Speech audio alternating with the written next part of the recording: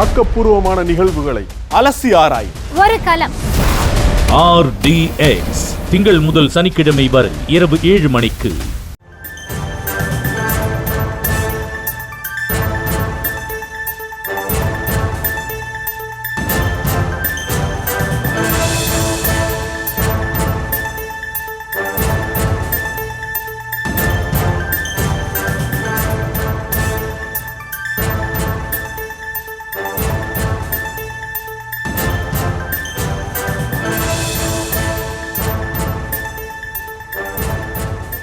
நியோமேக்ஸ் நிறுவனத்தில் முதலீடு செய்தவர்கள் புகார் அளிக்க அக்டோபர் 8ஆம் தேதி வரை இறுதி வாய்ப்பு.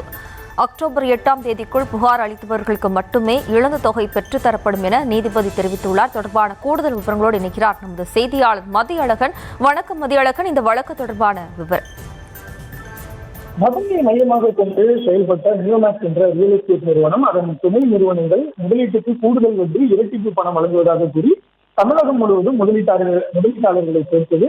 பணத்தை திருப்பி தராமல் முதலீட்டாளர்களை ஏமாற்றி கோடிக்கணக்கான பணம் மோசடி செய்வதாக நிறுவனங்களுக்கு எதிராக பல்வேறு பகுதிகளில் புகார் அளிக்கப்பட்டது. இது தொடர்பாக பொருளாதார குற்றப்பிரிவு தடுப்பு போலீசாரும் வழக்கு பதிவு செய்திருந்தனர்.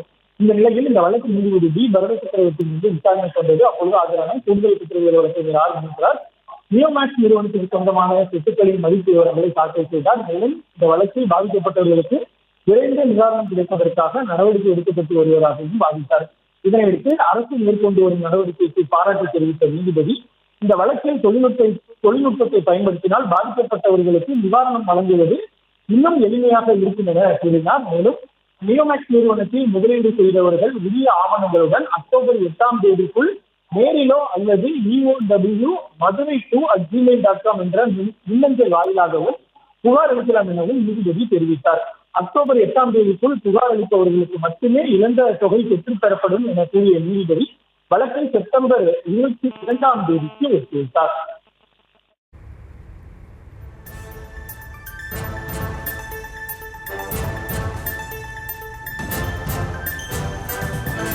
விவரங்களுக்கு நன்றி மதியழகன்.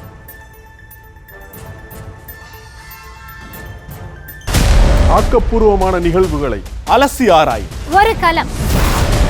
RDX திங்கள் முதல் சனிக்கிழமை வரை இரவு 7 மணிக்கு.